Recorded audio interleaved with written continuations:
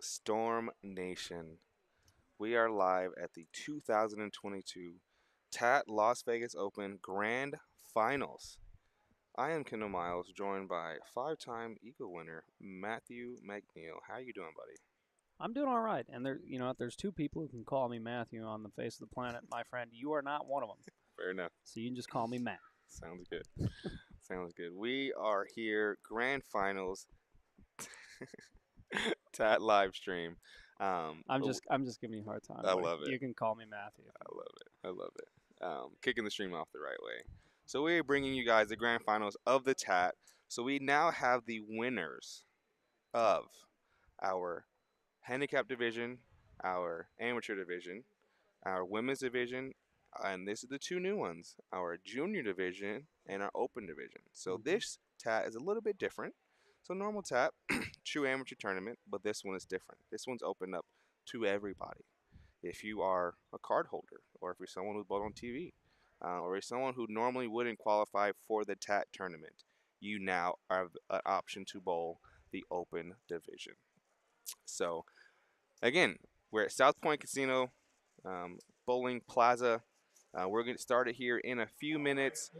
Ed is now doing the announcing, and we're going to introduce you to our five people who are in our finals. Matt, you want to go and introduce them? Yeah, we got the sultry tones of Mr. Ed Dufek. He is that's who you can hear in the background there. He is the voice of the TAT tournament. And we got, you know, I'm not even going to try to talk over Ed. Yeah, let's wait here. We're gonna wait for Ed to get through his announcements here. We did have a candy drop off though. That's the last thing I need is more candy. I tell you what, I've been on the road a bunch. I'm feeling the weight gain here. Pants the tour rep pants are getting a little tight, my friend. I gotta. We just had a candy drop off, and you don't want to be rude, and not eat the candy, but I mean, there's 500 calories probably in that little It thing. looks like that's something pretty special, something we can't get at our local No, so I'm gonna eat it, and then feel guilty about it later. Yeah, we're at South Point Plaza. We're eating good, and we've got beautiful restaurants here, delicious food. I mean, we're eating good all week. There's no Oh doubt yeah. about Oh, that. absolutely. The South Point has everything. You got the oyster bar. You got Italian. You got steakhouses. You got there's three steak places: Prime Rib, Silverado, and then Michael's. And then you got the Mexican place. Mhm. You got sushi. Sushi, world You amazing sushi. I had it 3 times this week.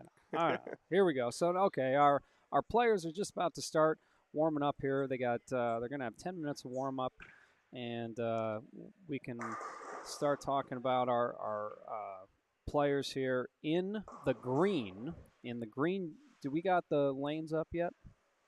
For Can the people on the stream see the lanes yet? yes, Let's get our ugly mugs off of there. All right, here we go. Here we go. All right, so up on lane, he's on the right-hand lane. That's lane 48. That is the Hall of Fame, none other, Steve Klemkin. And unbelievable bowler, unbelievable. So on the right lane now, he is the winner of the junior division, and that is young Nick Reese. And he is the son of accomplished bowler Clay Reese. Yep.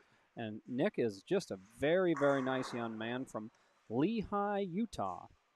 And he enjoys bowling, basketball, watching football, and his best TAT experience beating my dad with his own bowling ball.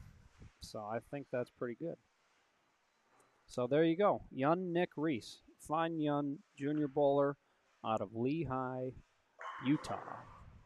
And he is the junior division champion. Steve Klemkin won the open division, and he is the open division champion. That's how he got into the grand finals. And who do we got? Who's coming off the approach there in the turbo jersey? Yeah, so coming off the approach now, we have Hector Rodriguez, residing from Mexico City. Hobbies, yes, of course, bowling. This is his 4th TAT, so he's got a little bit of experience under his belt, and he is approaching us with 7 300 games. So quite the accomplished player. Those are pretty good. High rev rate, throwing some urethane. He battled hard to get here, but very, very good player. And I feel like we're gonna hear his fans and his family behind him Oh while he's yes, bowling today. the Spanish contingent Yes. brought by Mr. Alex Archundia. Chumbia. Archundia, and they are here in force, and they will be letting us know that they are there. And then our ladies winner, Yep. coming to you from Burbank, California, Beatrice Marquez. That is the young lady up on 47 right now Yeah, on the left lane. some of the shout outs she has to her family, and she wants to thank Jamie and their staff for hosting this tournament. So one of her first TADC experiences, and she's in the final. So shake that off. Absolutely. And then we have in the green jersey, he's wiping off his bowling ball right now. That is Brian. Oh, I'm going to mispronounce this probably. Waugh. Waugh. So anybody watching Brian, I sincerely apologize for the butchering of the last name. He's from Phoenix, Arizona, and this is his second time around. It looks like he wanted to say hello to his girlfriend Katrina, and he actually had a 300 in the 2013 USBC National Tournament. So he's come through on the big stage a time or two in his career. And now I want to get down to the brass tacks, Kendall. While we're all let's here, talk about the brass tacks, because this is what we really care about. First place, $15,000 guaranteed. Second place, $7,500. Third place, $5,000. Fourth place, $3,000. Fifth place, $2,000. However, there's more money to be had. yes, If you are in the progressive pot, you win $15,000, but you're also eligible for the $8,500 in the progressive pot. Now, if you win the tournament, you'll go on, you'll throw one shot. If you strike, it's worth $1,700. If you strike again, it's worth $34,000, and if you can strike a third time, $6,800, which would make it a $21,808 payday, courtesy of Jamie McWilliams and the True Amateur Tournament. We just got to find out who is in that progressive and eligible for that extra money. And I believe they're going to be giving us that information here shortly. Yep, so it's going through their practice session right now. They have roughly around 5 minutes to go, and then we will be underway. Everybody in the chat, thank you so much for tuning in. We got a few questions. Does the TAT have a Midwest regional? They do one in Pittsburgh. So not complete Midwest, but kind of out that way.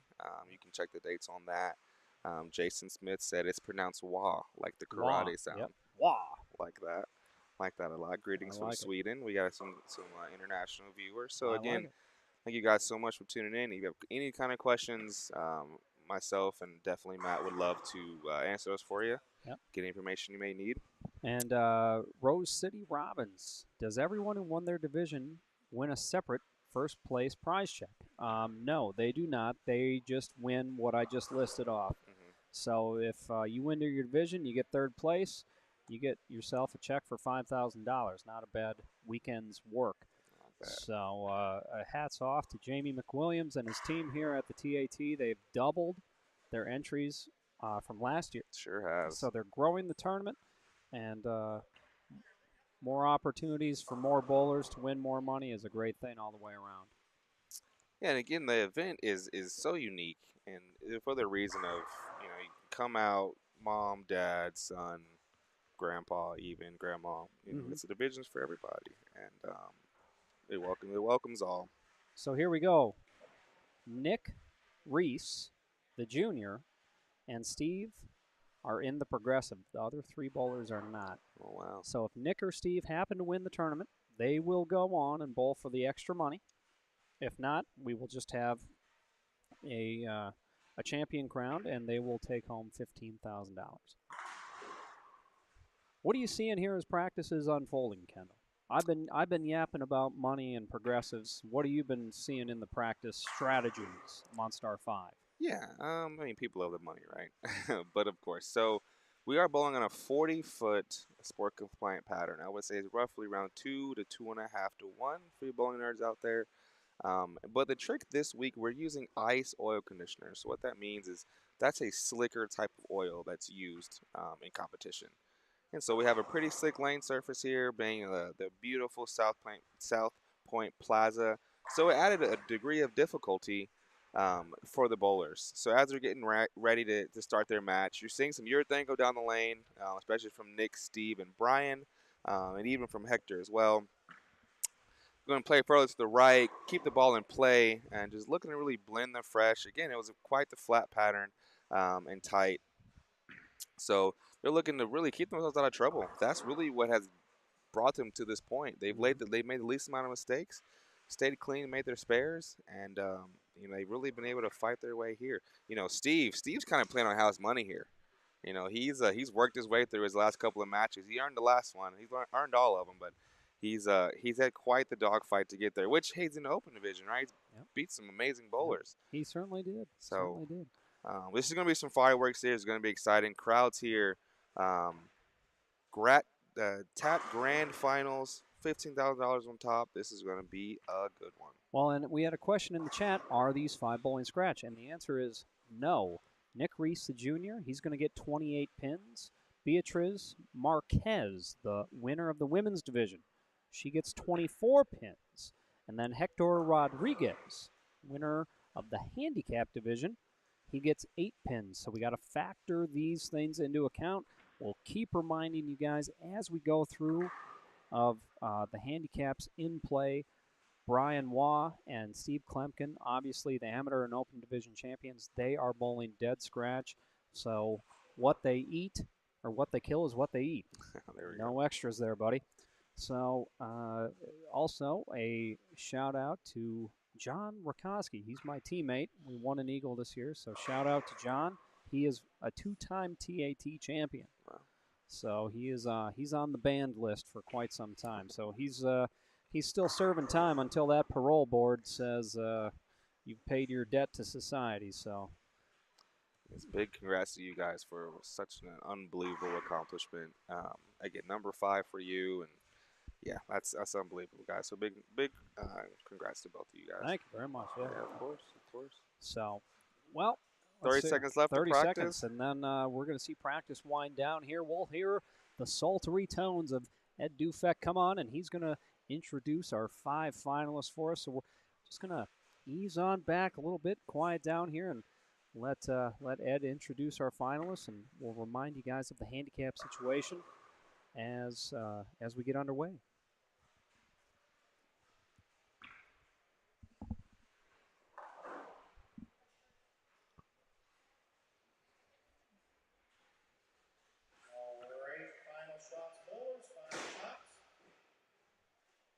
Again, I want to thank everybody for coming out this week. These 5 finalists are about to bowl for a prize fund with a combined total of $27,500. I want to wish them the best of luck. To our friends and family in the back, please no flash photography and only bowlers in the seating area. We would really appreciate that. While we get you underway, as soon as the lights come on, we'll start announcing our finalists. All right, handshakes, fist bumps all the way around between the 5 finalists here. Looks like Brian Waugh. Going first out of Phoenix, Arizona, winner of our amateur division, Brian Waugh. It's a pretty special little feeling there, getting called out to the approach. You gotta really love that. Nice. It's really nice. But I'll tell you what, it's dead quiet. You get introduced. I've always said, Kendall, the first frame in a match like this is the hardest. I've always said the first frame's one of the hardest out there. So you really want to just hit the 1-3, try and leave yourself something makeable, or throw it like that. Yeah, that doesn't hurt. Going second out of Burbank, California, winner of our women's division, Beatriz Marquez. Brian off to a good start. Beatriz stepping up. First TAT experience. Definitely feeling the nerves a little bit, maybe. Absolutely. But again, hitting the 1-3, having a clean frame can definitely calm the nerves quite a bit. All right, and Beatriz is getting 24 pins a handicap. So And the handicaps are built in on the scoreboard. However, here at the South Point Plaza, our cameras can't pick up that and the action at the same time. But she has 24 pins of handicap. So a light hit for Beatrice. You know, I was watching Kendall during the warm-ups. Ball wasn't really turning over. What I'm seeing, Kendall, is because they oiled the lanes right before the championship match. Now, when they oil the pair right before the championship match, that oil doesn't have time to settle in. It doesn't have time to gel onto the lane surface, so it runs down the lane very fast. Now, you did allude to the fact that we're using ice oil conditioner by Kegel Products. Now, that is a slipperier conditioner, so that is going to definitely come into play and move down the lane at a quicker pace. So we're going to have more friction in the front and a little tighter back end. So that could be really tough for Beatrice with the lower rev rate to overcome. Yeah, I would have, if I was able to assist, I definitely would have maybe added a little bit of surface to her cover stock, just a little 2,000 just to get it Make sure it picks up. Make sure it picks up. Absolutely. Steve electing to stay with the pitch black, and that has been the one he has danced with all tournament long to get here. A little soft 10 for Steve to open up the match, but you know, like I said, you don't want to lose the match in the first 4 frames. Yep. You don't want to dig yourself into a hole. You want to be hitting the pocket. You want to be getting your your footing underneath, get a feel for what's going on out there, and then you can still shoot 250 from the 5th frame. You just got to be patient. Yeah, but we've already seen some pretty unique outcomes today with some 5-pin miss to lose a match. So it's you're in it till it's over. I think Steve a testament to that. He was dead to rights 2 matches in a row, and he's currently bowling the final. So it's all about keeping that heart rate down, keeping that mind clear when the tough gets going, and being able to perform down the stretch. So, but yeah, it's a little bit easier if you were able to get off to a decent start. So. All right, and here is Hector Rodriguez. He is getting 8 pins of handicap. He is the winner of the handicap division. He's got 8 pins to the good before he throws his first shot here up on lane 48. He's electing to use a urethane ball as well. What a game there. Rev rate, low ball speed. Soft 10 as well. I really think this is going to be a very tough match. I think it's going to be a lot of grinding. I don't see the balls making very good shapes. It looks like they're they're hooking a little early and then just trying to quit.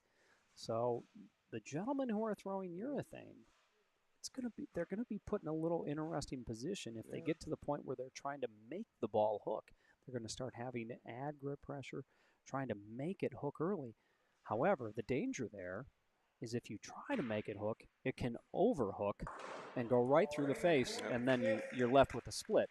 So it's going to be really interesting to see where the advantage falls to halfway through here, Kendall. And again, I think you touched on it amazingly there, Matt, saying that the oil just hasn't quite set in the lane yet. But as we bowl, and we were bowling, it's 5 people on this pair, the oil will eventually start to do that, and that's going to be an effect as well. So that's something to keep in mind as the oil does start to settle, what's going to do to their ball reaction. Arturo Quintero did not participate in the tournament for the gentleman asking in the chat. And this young man, Nick Reese, he gets 28 pins of handicap, and we just saw a miss of the head pin to the left-hand side there, and I'm sure this young man, this is the most amount of, he's bowling for scholarship money, and this is probably the most amount of money he's ever bowled for in his young career, so he's got a tall task in front of him. And he's got a group behind him as well to hopefully help him get through it. He's got a dad who made the cut, and also his sister who made the cut. So it's definitely, this is what this tournament was made for a situation just like that. Dad, brother, sister came out to bowl. I made the cut, made a little bit of cash, and spent the weekend in Vegas together for Labor Day. Great bowling family, absolutely, a great bowling family. And what's interesting here is we got 4 players using urethane. Then we have the lady using an idol. It looks like it has some shine on it. It's unbelievable the influence that the urethane bowling balls had this weekend. I mean, it just seems like everybody who had success was using a urethane bowling ball. And I'll tell you what, I'm going to be honest with you, Ken. I'm going to disagree with you a little bit on the friction on the lanes. Okay. I think there is an incredible amount of friction on the panels here at the South Point Plaza, just due to all the tournament play, very high lineage tournament facility. I think the reason why the urethane balls look so good is the abundance of friction present on these panels. Now the lanes do they look great. They're kept in great shape, but just due to the high volume, I'm gonna go out and say my eyes, and especially even when I bowl here, I always feel like there's an abundance of friction versus me feeling like I can't get the ball to slow down. Well, it's not many people in this world that know this building much better than you, Matt. So I definitely agree with you there. We got a few questions. Steve's throwing a pitch black. James asked earlier. Nick is throwing a pitch black. It looks like I do not. Brian is throwing a urethane ball of some sort. I do not know which one it is. Hector is using a purple hammer. Yep. And Beatrice is using a pink eye. First mistake of the match. Beatrice does miss that 4-7 there. Mimo did not make. Mimo missed in the third round, so he did make some progress there, but he missed in the third round. This is a one-game match. Oh no! Wow. That was Oof. unexpected. That's incredibly That's just a miscue by Steve. Normally an incredibly good spare shooter, but I'll tell you what, being scratch and giving up 24, 28, and 8 pins of handicap to these other three. Boy, the ball just doesn't want to hook, Kendall. Yeah, it doesn't. I think we're in for a real grinder here. I think it's going to be who can fill a lot of frames, hit the 1-3 versus who's going to strike a lot. I think all these urethane balls going down the lane are really going to make things tight. And I'll tell you what, my prediction right now, the way it looks, I like Nick Reese's strategy here. He's playing it right in the track. He's getting that ball to slow down close to him, and he's going to roll it up to the 1-3. Yep. Now, if this young man can hold it together mentally and just fill frames and keep giving the ball a chance to strike, I think he's got a really good chance to take this thing home. And Nick's been working hard this game. He's also a Utah resident. He won a pretty big tournament in our area called It Takes Guts, but he's been really working hard, really grinding, and it's great to see. Oh, unfortunate foul. Oh, another miscue. Here we go. So now we have Nick goes 9 foul. Klemkin goes 9 hole. Beatrice misses a 4-7. Hector 2 10s. I mean, this is just like We got action. This is a great shot by Brian. Yeah, there we go. Really nice shot by Brian. Brian's looking pretty darn good there. Took advantage of the opening. That's what you kind of got to do, right? He did, boy. I tell you what. Adam, is it possible to pay for your entry fee for 2023? A little early, not quite yet. I bet if you reach out to Jamie, he can definitely get you taken care of. We'd love to hear that you're going to be a part of it next year. That's awesome. Yeah, bring some friends, bring your family. One of the best events of kind of the late summer time, and it's great to come on out here and bowl, stay at South Point, be a part of all the great things happening here. Steve stepping up on lane 47, 4-pin. Yeah, I'm not. Yeah, they're touchy. Touchy. The fronts are a little crisper. You know, so if you try to make it hook, it wants to slow down too soon. You want to try to get through it. It gets behind the head pin. Doesn't get through the pins the right way. This could be tough. It's going to be a tough match here. I think that's going to be the hit that does the job. The light hit. The light shaker. Yep. Shake and bake. Going flush is going to be tough. I think we've already seen some flat 10s of the ball trying to go flush. So either going to be that kind of that trip forward hit, or it's going to be that light hit. That's going to do the job. Yeah, I agree. And if that's the case, that kind of falls into either like a Brian or a Hector's court. A little more rev rate, a little more ball speed, have that greater percentage chance of getting that off hit. So Nick stepping up off of his 9 foul. Let's see how he comes back off of it. You know, I think 47 is going to be the lane that hooks more overall on the right-hand side. And that ball got through the What a pins real shot. good, yeah. That's what it takes right there, right? You have an Yeah. unfortunate foul. Could rowdy you a little bit, but Comes back with a great shot. yeah. Absolutely, yeah. I think 48 is going to be the touchier lane. I think that's going to be the lane that's going to hook and hang a little bit for the players. There seems to be a little hook early and then a little more hang down lane. So that's where you're going to see the soft 10s, the wrap 10s, just what we're talking about there.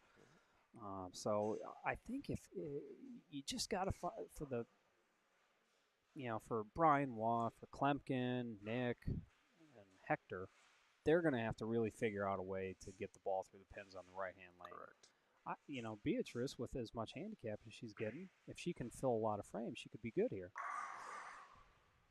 And that's where like having a little bit of that surface helps her ball maybe pick up just a touch more, where it just kind of slides on past the head pin and it doesn't quite pick up the right way. Oh no! And that's our fourth missed makeable in basically 12 frames between these 5 bowlers.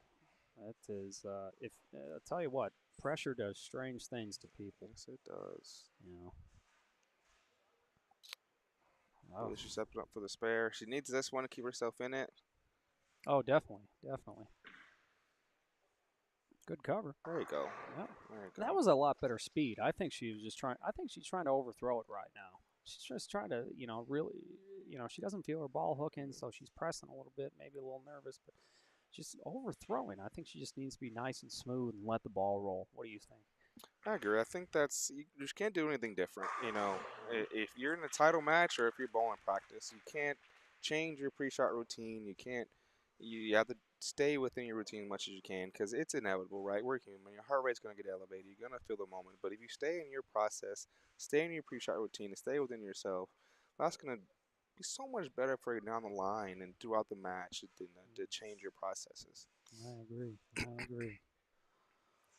Hector stepping up could double here. That'd be a big one. And he slides by, and just he takes the dinner bucket down into a 5-7, and this is no walk in the park here. None whatsoever. Nick stepping up with a double. Definitely has one of the better looks on the pair. He's got to push some.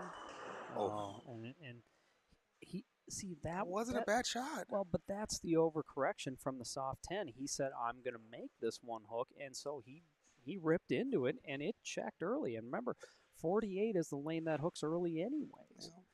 For the right-handers. For the right-handers, for the right-handers, 48 hooks a little earlier and then wants to bail a little more down lane. So he grabbed it more. What a spare. Wow, what a spare. Wow.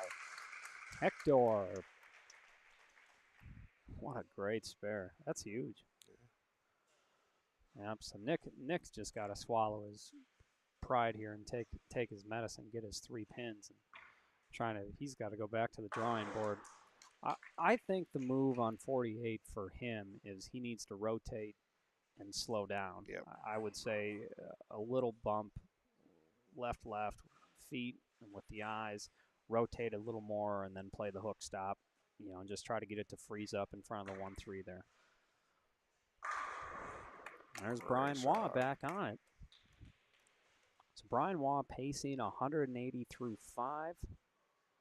Nick Reese, he's pacing 170 through 4. Klemkin pacing 180 through 4. But Nick's got 28 pins of handicap here.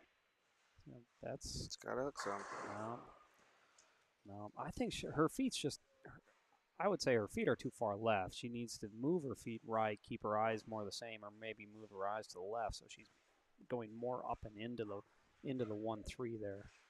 Steve on left lane off of that 4-pin last time on that lane. Let's see if he makes an adjustment or makes a move of some kind.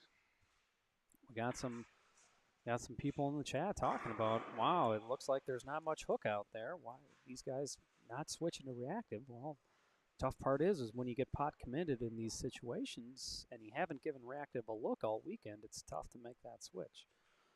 Yeah, there really wasn't much reactive that went down the lane for open division guys. That's trouble for Week one. Beatrice. Yeah. Well, So here, if you're Beatrice here, you just gotta take a breather, sit down, yeah. clear your head, do your best to relax all grip pressure, and don't think too far ahead of the moment. Just kind of throw a good one off your hand this next time. Yeah, this is this is a grind out. I tell you what, this is going to be a really just a grinding match. The ball reactions don't look great. You know, nothing. This the urethane doesn't look overly exceptional right now. But that's what have gotten these people here, and that's the route they're electing to take. And I don't blame them. You know, when you're pot committed to that strategy, that's what you go with. Nice shot there by Hector. He's just kind of overpowering. He's standing a little left of the track and just trying to keep it, you know, right around 10, 11 down lane. I like that. You know, 10, 8, 9, 10, 11, just kind of in that box. Great shot by Nick. Yeah. Keeping himself in it. He's got that lane figured out, but that's the lane that's cleaner front to back. It's cleaner front to back, and when it's cleaner front to back, it comes off the spot a little better. It gets through the pins a little better. So, What advice are you giving to Nick right now if you're his ball rep on that right lane? On the right lane, Yeah. I'm saying, hey man, we're gonna just go a little left. You're gonna rotate it just a touch more, and you're gonna bring your ball speed down. Right. And we're just gonna give this one a chance. If it plaque tens, it's gonna plaque 10, but we gotta give it a chance to strike. And now Brian Waugh, this is he's looking at the 3-9-10, and this is a incredibly difficult spare when the back ends are as tight as they are. That ball's, Beatrice is just, she's in dire straits here. She can't get her ball to pick up at all. It's going to be a big spare for Brian, though. Just kind of helping him separate himself just a hair. It's got to hook some. Yeah, it's just that spare in these lane conditions is incredibly difficult. All right, so let's try to figure out. So we've got 5 frames in. So we got Hector as 84 in the 5th plus with his handicap. Beatrice has 97 in the 5th with her handicap. Nick Reese, 92, working on a strike in the 5th with his handicap. Klemkin, 78 in the 5th. He's bowling scratch. And Brian Waugh, 94 in the 5th. So right now, Beatrice is leading by 5. Yeah, good shot there by Steve. Great shot by Steve. Steve actually likes the lane that's a little tighter down there, you know, because he's 4-pinned twice on 47. Yeah. He likes 48 because he's playing more of the hold. Yeah. He's playing that hook hold. Like we said, 48's a little tighter down lane. So we'll see. Now, Hector has had a tough time here on lane 47 coming up nice light. Let's see what he does here. I think he's just going to go. I think he's going to rip it more. There you go. That's the hit he's looking for. He's not really trying to look to go too flush. He's just looking to throw it at the head pin, give himself a chance to hit the 1-3 and make whatever he can. He made that 5-7, which is a huge spare keeping him in it, but he's looking to simplify it as much as he possibly can. All that rev rate, all that ball speed. He knows the light tips are going to be his friend. He's looking to do that. Nick on the right lane again. Yep, it hooked early and it went right through the face. He went to the right. See, he made the wrong move. He said, I'm going to try to go back to the right. And now all he's doing is he's moving into the friction that Waugh and Hector Pena are creating and with their urethane balls because they're soaking up the oil in the front part of the lane. So he just moved into more friction early. So that was a tough move for Nick. Yeah. And now he's looking at his third straight open on that lane. Yeah, this pair has gone from playable to Peterson. You know, the thing to keep in mind, though, he does have those 28 pins, though, so he's not completely out of it quite yet. Well, he's got 108 in the 6th. I mean, he's starting to feel the pinch here. You can't see. And now Brian's like, well, I think Brian's trying to maybe cover a few too many boards there because he really ripped up on that one. It slowed down early. He's got a fast 8. He's left with 4-7. This is just a survival of the fittest. Beatrice looking a bit lost there. Maybe hasn't seen the lanes look this tight all week. But she's got to do one of two things. She's either got to get her ball speed down some, or just really get her eyes close to the pocket and just kind of jam it at the head pin. She's got to hit the 1-3, even if she flat tens her way there or blow her 7. I mean, she's got to at least get her ball towards the head pin, so she can get the ball to do the right thing. Yeah, they're plenty tight down lane. Great spare though. Oh, that's a really nice spare. Look, whatever awkward leave, but great spare. Yeah, very nice spare. All right, Steve's setting up here. If I know Steve at all, he's looking to set the tone. This is a big double. Big shot. Gets him back on. It gets him back into the 190s, and it gives them a chance to put together some scratch in the late part of the game, put some pressure on some of the other players. And give him the confidence of striking on the bad lane as well. Looks like that's better.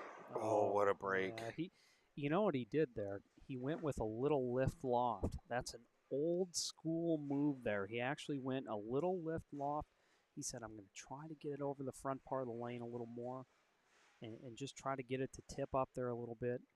And unfortunately, the pins just didn't cooperate. Now Hector up on his good lane. Got hooked. That power is coming through. That power is shining through right now. That's a big triple there. That gives him, he is pacing. Right now, he's with his handicap. He's pacing 2-1, and he is in the driver's seat. Taking advantage of the double with a kind of light cave bucket on the left lane. Taking advantage of that and being able to throw a 3-bagger. Nick stepping up on his good lane. You know, gotta cheer for the youth. I hope he's able to do this one here. Kids just keep himself in it. It's a baby double back on that right lane. Let's get a good one off his hand here. This is the lane that's not quite as tight as the right. Excuse me, not as early as the right lane. A little bit tighter. Just gotta push. Yeah, it's just 47's clean front, a little cleaner front to back, and that was just a poor shot by Nick. I think it's mentally for this young man. He's feeling it right now. He's feeling probably a lot of disappointment. His mind's probably in some places that it ought not to be, but that's just up here, sitting here talking about it. What incredibly, I'll tell you what, he throws the ball unbelievable. Yes, he does. And this, we're not out of the woods here yet, but he's already impressed everybody here by getting here. I'll just tell you that much. I mean, he doesn't look too defeated. Doesn't look. No. Just wants to figure him out. I think he's still in learning mode, processing mode. I mean, the kid's going to learn so much from his experience. That's priceless alone. But again, we have a prize step ladder here, so we can't just, if we don't win, you got to still fight for second, third, or fourth. Oh, absolutely. There's a lot of money. There's a lot of money there. So even if you might not lock it up. So through 7, Brian Waugh has 113. Clemken 118. Oh, this is through 6, sorry. Sorry, ladies and gentlemen, through 6. 111, 118 for Clemken, 118. So Clemken and Reese are tied at 118. Beatrice is at 124. And Hector is in the driver's seat with 134 through 6. Or no, through 7. That is through the 7th frame. Yep, they got 3 to play. Just based on all the bowlers' order, it's tough to keep track of everybody. And then the scoring system here at the South Point is a little different. Hello, Eddie from Belgium. Thank you so much for joining us from so far. Hector stepping up. Boy, this could talk about putting a nail in the coffin here. 4-bagger would. That's a big nail. What a shot! Just there could have been 50 pins up there, and he would have struck. My gosh. It might have to have the mechanic in back check for broken pins. My goodness gracious, did he rip those pins apart? We don't have that hit in the bag mat, unfortunately. My 325 don't get it done much anymore there, boss. Now, Clemken in just the most dire of straights now, bowling scratch against these guys. He's just got to find a way to dig deep. This is a good lane. He's got to get it going. Got to push. That was a little soft, a little left. So with Steve, are you giving him the same kind of advice as you would Nick as well, or what are you doing saying to Steve if you're down there helping? Well, Steve's got 48 figured out. I think he actually just needs to be, Steve went high, and then light on 47. And I think the move for Steve was maybe just a slight release change instead of he elected to do like a little lift loft. I would have said just make sure you roll it a little bit. Gotcha. You need that ball to be a little smoother off the spot. And I would just say be a little more forward with the hand and maybe like a 1-0 or something like that, and just give it a chance. All right, Nick. Let's see if he makes a bit of an adjustment from the last couple shots. We know going right's not the answer. Yeah. And his father Clay is such a great player. Hopefully, he gets him lined up here. There we go. Yeah, I think that's the move. He moved left. There you go. Yeah, and he brought his ball speed down, and he actually got around that one pretty good. That's what you need to do. That's perfect. And you know what? I mean, Hector's really in the driver's seat here, but we got a lot of money up for grabs, so that might give him a few more dollars. Yeah. Making that Brian move there. Waugh, good shot there by Brian Waugh. Brian's pacing 180 right now. We did have someone share they felt 250 might win the finals. Gonna be a little short of that this time. Yeah, a lot short of that, I think. Oh, that's going to try to cross. And a very difficult spare, the 3-9. Getting the ball to actually tip to get through both pins is pretty tricky here.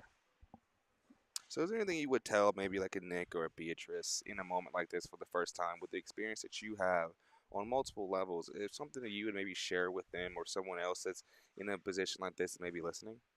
Well, I think it's simplicity is incredibly important. Just making sure in practice we use practice time correctly and we have a good visualization of what the lanes. That was a good shot there. And see now the pace was much better there. His ball speed was really good. He rolled that one a little more, and that's exactly what Klemkin needed to do. Great shot, Steve.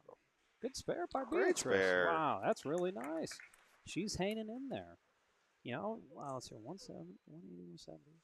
So she's still got 190 out there with her sticks. So she's right in second place right now. Because Waugh is pacing 180, Klemkin's pacing 180. Nick gets himself back in it with a strike here, though. Soft 10. What a shot! That was a good attempt. That was a good attempt there. That was a good shot. Good on him. I mean, hey, he made the move. Frame 8-9, gave himself a chance. 15 years old, won the youth. Yeah, that's going to be huge for him down the line. And now Nick is battling with Beatrice actually for second place with their handicaps. So we got a lot of things can happen here, though. I mean, here's Hector, and this game isn't over yet. Just like that, folks. This game is not over yet. So Hector was pacing 2-1, but it was actually 220 with his sticks. If he fails to convert here, he's going to be pacing 2-1 with his handicap. Beatrice, if she gets out, she can shoot. Gosh, these scoreboards are hard to add up here. Give it a chance. No, he made it out of the back. Wow, what a break. He made it out of the back. I think he made it with the ball. The ball was on the deck. No, it doesn't. If it does not count. If the ball leaves the deck, it is dead, and that does not count. Correct. The ball was on the deck. Yeah, it does not count. It does not count. We're getting a ruling. And we got to get a ruling here. Yep. And give us a little. Is just going away. She knows. She's like, I don't care. No. If once the ball leaves the playing surface, it is dead. So if the ball knocked that pin over after leaving the lane surface, it does not count.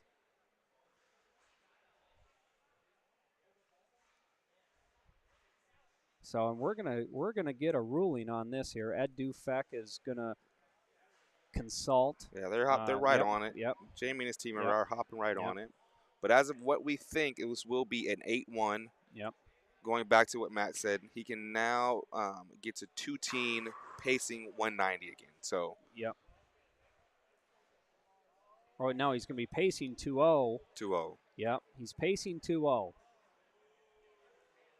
Okay, so, yep, so there's a lot of rumblings here amongst the crowd, but I'm not sure they don't. Wow, what a great shot by Brian Waugh. Got a lot of things happening here. Well, there's a lot of money up for grabs, and there's a lot of confusion.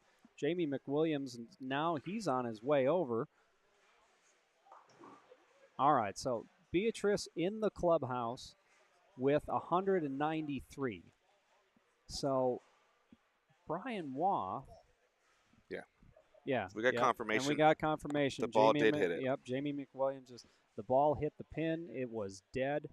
So the score has been changed. And Brian Waugh, that was a huge shot because that keeps him in the 180s. He could have gotten into the 190s and tied with Beatrice. So he's going to be at, and we got a changing of guards here, ladies and gentlemen. Jamie McWilliams, tournament director of the TAT. Jamie, what? I came just in time, man. Just in time to make I would have been here earlier, but I wanted to make sure they got that correct. So. Well, yeah, we had a dead ball knock over a pin last minute. Once the ball leaves the playing surface, it is dead. Yep, that's the rule. So fortunately, it doesn't count. But I mean, it was a great pickup for a second there. It was, and we got the 10th frame. We got a lot of money at stake here, Jamie. Yeah, but there's I think 32,000 we're paying out for this final match. So it's still anybody's game. You know, there's still you miss a couple pins and $1,000, $2,000 difference. So absolutely, could make a big difference today. Oh, he's gotten a few breaks today. Hector's been bowling really good today. So he's bowled a few tats, but today he's averaging like 220 something for the finals. Yeah, and he's now really well. And this is a big spare because if he gets this spare, and then strikes, that would give him 209. The best Steve Klemkin can do is 207. He needs this. Oh, that was a great shot too. Wrap. You can see his wife, Marcia, right there, is a little disappointed that one didn't get a messenger. So, yeah, and so now Steve. Okay, so Brian Waugh 182. Steve Klemkin with a spare strike, he gets to 185. Nick Reese, however, still he's got 190 out there, doesn't he? Mm-hmm. Yeah, if he strikes out. So Hector's the winner. Hector is... Yeah, with that pickup, I believe that will do it. Hector is the champion. But he is not in the progressive. So the progressive carries over. Just build it up next year. Yep, we got over 500 bowlers this year, Matt. So a big upgrade, about 30% upgrade from our first year of the Las Vegas Open. And he needs this. Yep. Of course, he's going to make that. Yeah, he makes that one. But we had over almost 1,400 entries this week, Matt. So we were actually very busy for the second year of the Las Vegas Open. We had over 1,000 qualifying entries and almost 1,400 entries total with the 500 bowlers. So it was a great week, man. The second year of this, I couldn't be happier. Oh, absolutely. And Jamie, do you plan to run this event again? Oh, yes. In 2023? Oh, of course. I'm hoping I'm going to run this for 20 years, just like the TAT's been running for 22 years. So. Just going to keep it growing, just like the TAT. I mean, within a year or two, I expect this to be the same size as some of those big TAT tournaments, and we're just going to keep the prize fund growing and keep the bowlers happy. So can't complain about this week. It was great out here in Las Vegas at South Point. And hats off to you and your staff. You guys just run a fabulous operation, and it's a great experience for all the bowlers. Yeah, thank you. Wonderful. this is an easy week for me compared to the normal tats. You know, we're about 500 people. There you go. Yep. 500 people in this one. The normal tats have over, right around 1,000. So this is a little bit easier week for us. But I was here till midnight, and then I got up at 6 and came to work this morning. So it felt like a tat. It felt like a big tat tournament. You could see we had a big crowd all day. So we're really happy with the turnout, and everybody seemed really excited about all the different divisions, and it's a different tournament than the TAT tournament, so it's kind of nice to run something a little bit different than we've been doing. Well, absolutely. And I always said there's something for everybody. Oh yeah. You know, you got the juniors, you got the women, you got the handicap, you got the open, you got the amateur. Oh, nice one there. Great shot by young Nick Reese. Yeah, this tournament, that's what I built it for. It's built for anybody. So no matter what your average, what your age, what you are. If you're a pro, if you're a young guy trying to come up and bowl, if you're a 160 average bowler, you got a shot at making money. I think Beatrice is like a 178 average bowler. Nick Reese, I think, is right around 180, something like that. So, and then Steve's been bowling for forever. It seems like, and he probably still averages 220 something, 230 at least. So yeah, it's something for everybody out here at the Las Vegas Open, and it's been a great, like I said, it's been a great week, man. Can't complain about anything. I'm very blessed. Yeah, this shot is to get into second place for Nick Reese. Big difference. Oh, yeah, that was a $2,500 shot. $2,500 difference right there. But now this got even more interesting, because if Nick gets one, that gives him 187 with his handicap, which is a tie with Steve Klemkin. If he gets them both, he shoots 188, which gets him past Steve Klemkin. The difference between third and fourth is $2,000. Yeah, here's a $2,000 pin right here. Absolutely. See if he picks it up, and he's got to be a little bit nervous. As a kid, you got to be a little nervous in this type of situation. He may have made it. Good. He made it. How about that? $2,000. $2,000. 3.7. $2,000 smart fund right there. Wow. At it. I'll probably pay out about $10,000 of the smart fund this week. So it's cool to give the kids some scholarship funds. In July, I paid out $6,000 in smart funds. So yeah, it was a great week, man. We appreciate everything that Storm does for us and you guys do for us. You do a great job of handing out the balls, laying out the balls for everybody, and kind of direct them in the right area. So we appreciate you guys so much, Matt. And the Storm does so much for us. I love Storm Nation, and hopefully everybody comes out here and sees us sometime. Well, absolutely, and we couldn't be more proud to be associated with you and your staff. You guys do such a great job, and you're so great for the sport of bowling, giving everybody a chance to come out and compete and earn some much-needed experience and some much-needed dollars. Yeah, so, I appreciate it, man. Jamie, keep it going, man. Yep, Just keep absolutely. it growing. Thank you so much. So here we go, folks. Hector Pena with 209. He is the winner of the 2022 Las Vegas Open. $15,000 to Hector.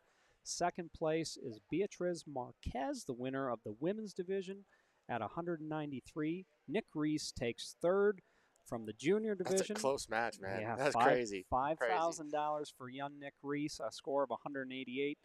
Steve Klemkin, the winner of the open division, with 187. That'll be a $3,000 payday. And wrapping it up is Brian Waugh, winner of the amateur division with $2,000. The progressive pot carries over. It carries over. It's at, 8,000 something? 8,600. Yeah, carries over to next year. I mean, we got the TAP progressive pot at 60,000 now after, 5 years I've been taking that over. So it's at 60,000. So hopefully this just keeps building. And, 15,000 for a 209 is pretty good. And I'm sure you could do that. I might be able to. And when, just for everybody tuning in, when is your February TAT this year? So we're always over Super Bowl and 4th of July for the last 22 years. We always run a big mega bug tournament in Las Vegas over 4th of July and Super Bowl. So the February one is February 5th through 12th.